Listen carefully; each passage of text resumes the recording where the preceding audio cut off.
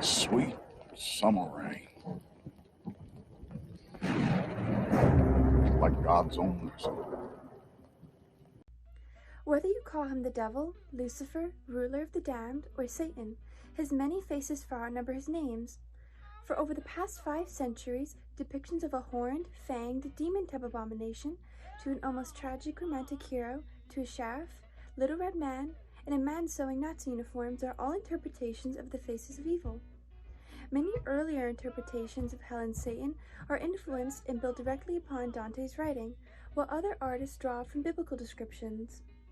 In later centuries, representations of damnation turned into the realities of war and an artist's own psychological hell. In the Middle Ages, artists who depicted Satan worked with few details from the Bible on the appearance of Satan. Due to the Bible being very vague, artists visualized the devil as a combination of older religions and traditions that had already established what demons looked like. The combination of many things, particularly from older religions such as Pan from Greek mythology, mushed together with the plethora of Near Eastern gods and transformed into what we recognize as the devil today. By the 1500s, his visual characteristics were pretty well set. Literature had a great impact on the artist's representation of Satan in the Middle Ages. Dante's Inferno from the 14th century had a major influence. It provided some of the most morbid and graphic descriptions of the being that rules over the innermost circle of hell. For example of this blatant influence is one image by Cornelius Gall in 1595 where Satan appears to be exactly as Dante described him, standing upright, lower half buried in the sea of ice, with 3 faces munching on the 3 greatest traitors, Judas, Brutus, and Cassius. Depictions of damnation and Satan and his rampaging minions of evil reached a fever pitch after the Great Plague of the mid-14th century. These morbid representations of hell were often used as cautionary visual cues for illiterate churchgoers. Symbols during this time relied heavily upon to relay biblical teachings when language was not transcendental enough, as summarized by William H. Hunt. Much like the previous centuries before it, in the 16th and 17th centuries, morbid and grisly paintings of Satan were fabricated intentionally with fear. These paintings were often meant to scare its audience into a life of morality, which is why he was made to be such an awful character. The devil's prior image began to change with the beginning of the Enlightenment movement.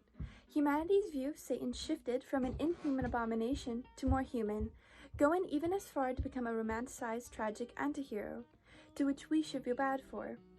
This sentiment being a popular view in the 18th century. The devil then at that time was envisioned to be an Apollo-esque figure. This promotion from beast to romantic antihero was due to the aftermath of the French and American revolutions. People began to see Satan as a heroic rebel, casting off the parental oppression of God. These new ideals and sentiments regarding Satan were also influenced by John Milton's Paradise Lost, which depicted Satan as a pitiful hero. In the 19th century, the devil was often portrayed as a judgmental, shrewd dandy, who would not murder and morbidly tear at your flesh and soul, but rather as someone that would trick you of it. In the 20th century, as the structure of traditional religious beliefs was being questioned again, due to the world wars and the changing aesthetics and cultures that came with the turn of the 19th century, artists started to point out evil in the fundamental parts of the church and humanity. Hell is other people, is how John Paul Sartre put it. As humanity has progressed in time and reflected upon its own sins, the personified sources of evil changed from cloven-footed beasts and men with red tails to mankind itself. Fear in art relating to Satan was no longer effective, and with the beginning of the 20th century, the devil altogether disappeared except for in advertisements mostly. In 1306, Giotto di Bondone painted The Last Judgment on the back of the Scrovegni Chapel. Being a Florentine artist, his pieces were known for the dramatics, and like many artists of the time, painted on frescoes for commission from chapels and rich families. One of his more unique and impressive works being The Last Judgment, depicting the final event in the New Testament where the wheat is separated from the chaff, i.e., followers of Christ, then others, are guided into either salvation or damnation, in what is presumed to be Satan depicted as a gluttonous horned monster, standing at the gates of hell, devouring those who enter, then excreting them, shown in the lower right-hand corner. Demons are also shown to be spit roasting nude men and women, or otherwise stuffing them into deep pits. Jan van Eyck's, also named The Last Judgment, painted in 1440, on the right side of a diptych, depicts a chilling visualization of hell. First, audiences are drawn to the open and stretched arms of a skeleton, which beneath falls the souls of the damned. In a single corner, a man is being disemboweled by a serpent, while in another part of the painting, a skeletal jaguar demonoid rips at a person's behind. Nicknamed the Angelic Painter, Fra Angelo, Dominican artist and friar, painted a fresco for the Basilica Santa Maria degli Angeli in Rome in 1431, and the artist is influenced by Dante, depicting hell as a cave where sinners separated and punished according to their sin of choice. For example, the greedy had melted coins poured into their mouths. Sinners of wrath were forced to fight without end. At the forefront of it all lies Lucifer as he feasts on bodies and bathes in souls. Hieronymus Bosch's painting, famous for the internet memes that have come from it, is The Garden of Earthly Delights, painted in the year 1500. A Dutch painter influenced by the Protestant Reformation, he painted jarring and weirdly detailed scenes of heaven and hell. Though all three panels of this work are extremely interesting, for the topic of this video, I'm going to focus on the visualization of hell. Depicted as a battlefield, chaotic and detailed, with numerous small details of the horrors of this unique hell, which could be a video all on its own. Some of these odd details being a dismembered foot hung as a trophy on the helmet of a bird monster, a pig dressed as a nun trying to kiss a nude man selling indulgences, a 4-stanza musical number written on a man's behind who is crushed by a guitar, another man pierced by the strings of a harp, others trapped in a drum and tied by a serpent on a lute, or another close to being decapitated by a hurdy-gurdy. All these musical references represent how non-religious music was seen as evil and ungodly. Other odd details persist, like a pair of severed ears with a knife wedged in between, a man excreting coins below a giant bird using a wealthy man's potty chair, and ice skaters in hell. One of the most prominent characters in this depiction of hell is the Tree Man, a figure with the face of a human but held up by legs like a tree trunk, balanced on 2 boats. Inside him there is a tavern where people try and find shelter. On top of his head is a bagpipe, all these things representing idleness and drunkenness.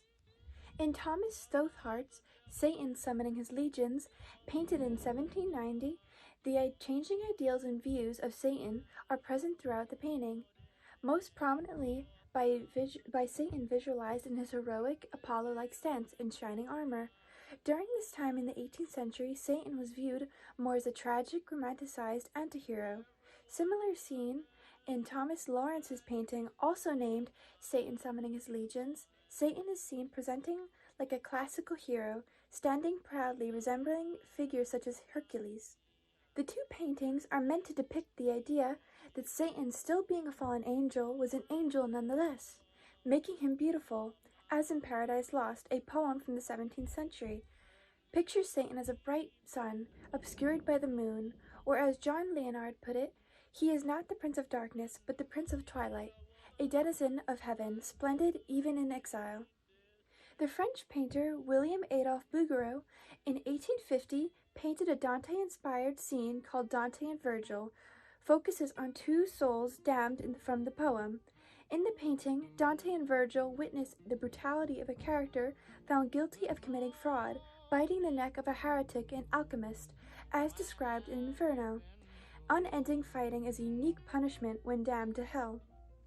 This Nordic artist, characterized and known for his symbolic visualizations of psychological anguish in many of his self-portraits, is Edvard Munch.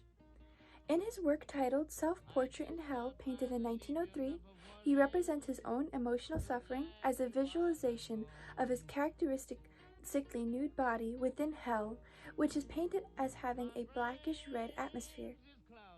Many of Munch's work are underlined with his psychological struggles. Munch himself mentioned disease and insanity were black angels on guard at my cradle, and he often felt that hell was threatened punishment growing up, always hanging around over his head. Franz von Stuck's 1908 Inferno when first put on exhibit at the Met, was reviewed by the New York Times being a work of sovereign brutality. It was a shockingly gruesome piece which showed deep psychological and physical pains of eternal damnation. This painting helped further the artist's reputation as being an unwavering visual artist. The painting displays the bodies on the canvas as writhing in pain and retching faces of the group of sinners. Perhaps the most terrifying of the group is a woman with unnervingly far away, almost completely white eyes as she realizes her damning fate, the only figure expressing pure, unmoving fear. In the 1978 painting, The Devil is a Tailor, Satan is depicted not as an abomination or heroic antihero, but as a very ordinary person shown sewing Nazi uniforms during World War II, and hanging around him are finished prisoner and SS uniforms.